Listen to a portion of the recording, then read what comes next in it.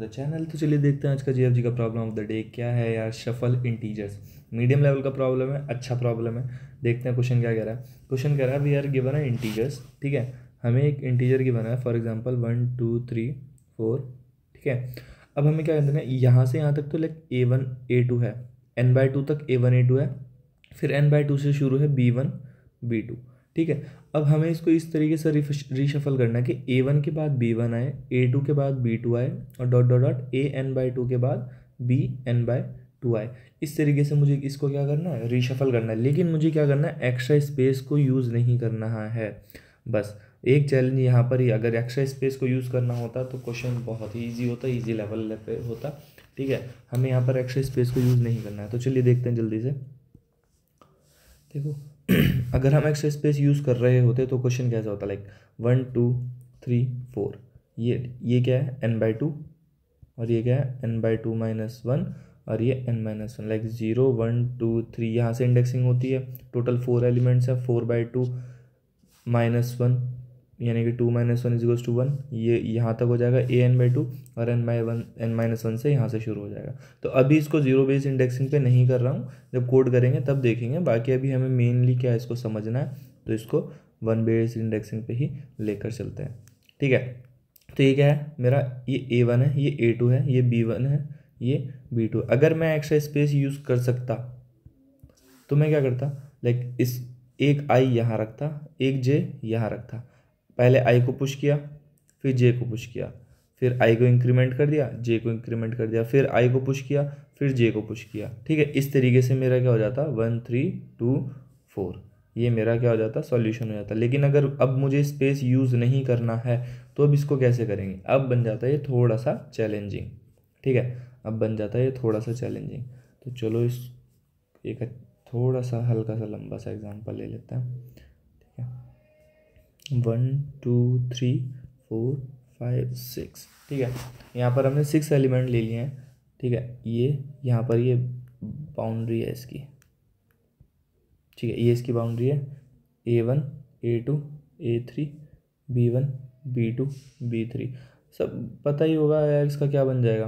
1 के बाद क्या आना चाहिए, इसका पहले 1 के बाद आना चाहिए 4, फिर उसके बाद 2, उसके बाद 5, फिर उसके बाद 3, उसके बाद 6। ये मेरा क्या होगा, सॉल्यूशन होगा।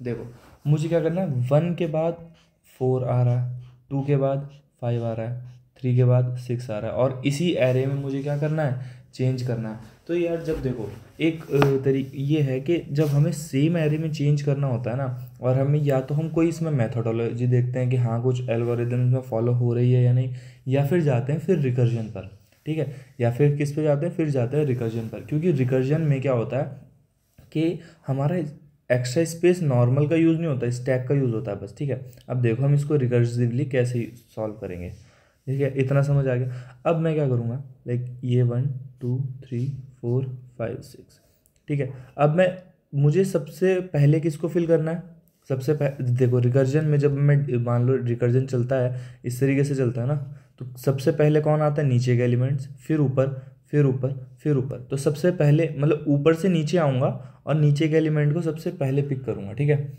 ऊपर से नीचे आकर नीचे के एलिमेंट को मुझे क्या करना है, सबसे पहले पिक करना है। सबसे नीचे कौन है, 1, तो ऊपर कौन जाएंगे, ऑब्वियसली जो सबसे लास्ट में आने हैं 3 एंड 6। सबसे ऊपर कौन जाएंगे, 3 एंड 6। तो सबसे पहले तो इसका लॉजिक सब आराम वो समझो कि ये देखो 3 एंड 6, मुझे क्या करना है, इन नंबर्स को मुझे मिसप्लेस नहीं करना है, इन नंबर्स को मुझे कहीं स्टोर करना है। तो मैं क्या करूँगा, ठीक है, रिकर्जन होगा मेरा। देखो कहाँ से, ये क्या है मेरा एक्चुअल में, ये मेरा, इसको मैं I मान लूँगा और इसको मैं J मान लूँगा, ठीक है। इंट I की वैल्यू क्या हो जाएगी, n/2 - 1, इंट J की वैल्यू क्या हो जाएगी, n-1। ये हो गया मेरा n-1 और ये हो गया ये I ये J। अब ये A1 A2 हटा देता है इतना समय, ठीक है। ये है मेरा I और ये मेरा J। मुझे क्या करना है, I और J को सबसे लास्ट में डालना होगा, 3 एंड 6। उसके बाद फिर I इधर आएगा, फिर 5 इधर आएगा, 2 एंड 5, इसके बाद 1 एंड 4, ठीक है। इस तरीके से डालना है, लेकिन एक्स्ट्रा स्पेस यूज़ नहीं करना, सेम एरे में करना, लेकिन ठीक है। अब देखो अगर एक्स्ट्रा स्पेस यूज़ हो रहा था तो ऐसे ही होता। अब सेम एरे में करना है तो मुझे इन नंबर्स को कहीं ना कहीं स्टोर करा के रखना होगा। लाइक आई पे क्या है, अब आई में डाल ए इज इक्वल्स टू, आई पे कौन सी वैल्यू है 3, बी इज इक्वल्स टू, जे पे कौन सी वैल्यू है 6। ये इसको वैल्यू को मैंने भी स्टोर करा दिया। अब मैं फिर से रिकर्जन कॉल करूँगा, ठीक है। अब मैं क्या करूँगा, फिर से रिकर्जन कॉल करूँगा किस पर, i-1 पर और j-1 पर, ठीक है। ये मैंने क्या करा, इन दो वैल्यूज़ को स्टोर करा। अब देखो रिकर्जन मेरा कैसा होता है, ये फंक्शन कॉल होगा, फिर फंक्शन कॉल होगा, फिर फंक्शन कॉल होगा, और रिटर्न होते वक्त वैल्यूज़ को हम क्या करते रहेंगे, स्टोर करते रहेंगे। देखो ठीक है, रिटर्न होते वक्त वैल्यूज़ को क्या करते रहेंगे, स्टोर करते रहेंगे। अब यहाँ पर देखो मैंने कितनी वैल्यूज़ को स्टोर कराया है, एन की वैल्यू मेरी क्या थी 6 थी। यहाँ पर मैंने कितनी वैल्यूज़ को स्टोर कराया, 2 वैल्यूज़ को स्टोर करा दिया। तो अब नेक्स्ट में मेरी एन की वैल्यू क्या हो जाएगी, कितने एलिमेंट्स बचेंगे, n-2 यानी कि 4। अभी 4 क्या है, यानी कि मेरे पास एलिमेंट्स हैं। अगर मेरे पास एलिमेंट्स होंगे तो मैं आगे और फिर से इसको करूँगा। अब यहाँ पर आई की देखो, अब यहाँ पर एक मेरा फंक्शन होगा सॉल्व, ठीक है, जिसमें एरे होगा, आई होगा, ठीक है। इसको जब मैं कॉल करूँगा तो एरे i-1 j-1 के साथ कॉल करूँगा और n-2 के साथ कॉल करूँगा, ठीक है। अब जब मैंने किया तो a की वैल्यू 3 कर दी, b की वैल्यू 6 कर दी। अब इस फंक्शन को मैंने क्या कर दिया, कॉल कर दिया।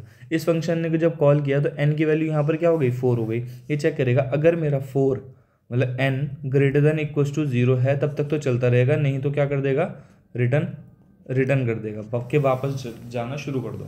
अभी देखो n की वैल्यू मेरी क्या है, ग्रेटर देन 4 मतलब ग्रेटर देन 0 है, हाँ। तो ये फिर से इस फंक्शन को कॉल किया, इस फंक्शन को कॉल किया तो इस फंक्शन में क्या हो रहा होगा कि इंट a होगा, एक a की वैल्यू स्टोर करा दो कि भाई जो मुझे फिल करनी है, भाई मुझे इन वैल्यूज़ को फिल करना है, ठीक है। a की वैल्यू क्या हो जाएगी, a की वैल्यू i की वैल्यू 2 है और b की वैल्यू क्या हो जाएगी 5, ठीक है।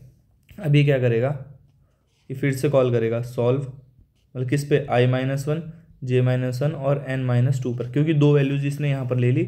अब ये चेक करेगा n-2 is equals to 4 -2 is equals to 2, अभी वैलिड है, हाँ। तो फिर से क्या करो, a की वैल्यू क्या हो जाएगी, अब i-, j-, ठीक है। a की वैल्यू 1 एंड b की वैल्यू क्या हो जाएगी, b की वैल्यू हो जाएगी तुम्हारी 4, b की वैल्यू मैंने इसमें करा दी 4।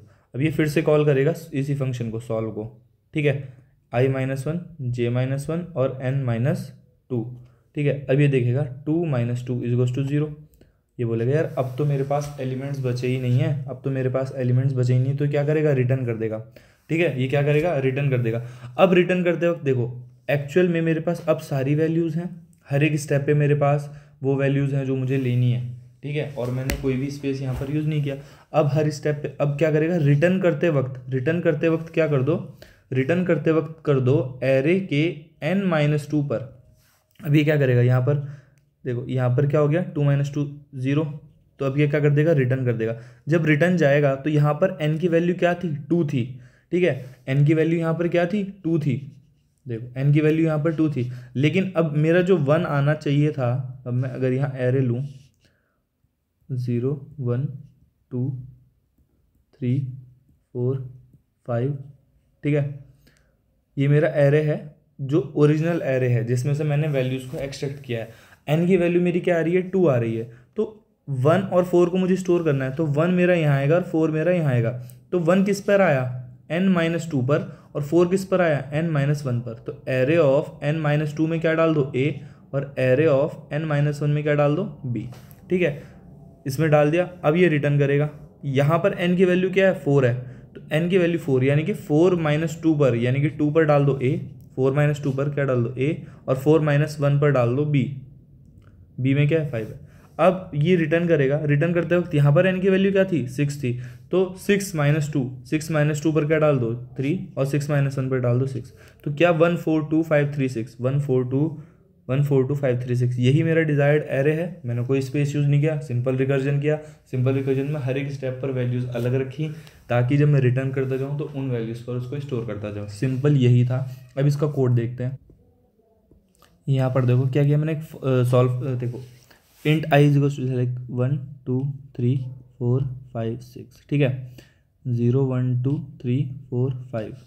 अब n की वैल्यू क्या है, वो है n इज इक्वल्स टू 6 है, तो i की वैल्यू क्या हो जाएगी, 6/2 - 1, यानी कि 3 - 1 यानी 2, यहाँ से शुरू होगा।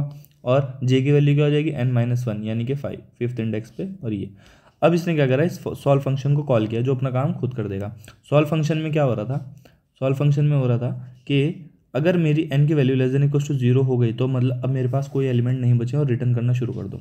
नहीं तो क्या कर रहा है, a की वैल्यू स्टोर करेगा, और b की वैल्यू स्टोर करेगा, फिर जाएगा, अब n की n-2 हो जाएगा 4, फिर a की वैल्यू स्टोर करेगा, b की वैल्यू स्टोर करेगा, फिर n-2 पे जाएगा, फिर a की वैल्यू स्टोर करेगा, b की वैल्यू स्टोर करेगा। ठीक है, अब n-2 पे जाए, अब क्या हो जाएगा, रिटर्न हो जाएगा। रिटर्न होते वक्त फिर क्या करेगा, अब ना उनको रिफिल करना शुरू कर देगा, जैसे कि अभी मैंने बताया। ठीक है, यही था हमारा कोड।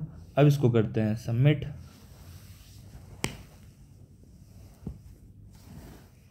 और ये सबमिट हो चुका है। आई होप आपको इसका रिकर्जन अच्छे से समझ आया। If in case you understand the solution please make sure to subscribe the channel.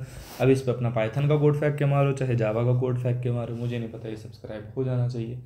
चलिए गाइस, इसके साथ वाइंड अप करते हैं।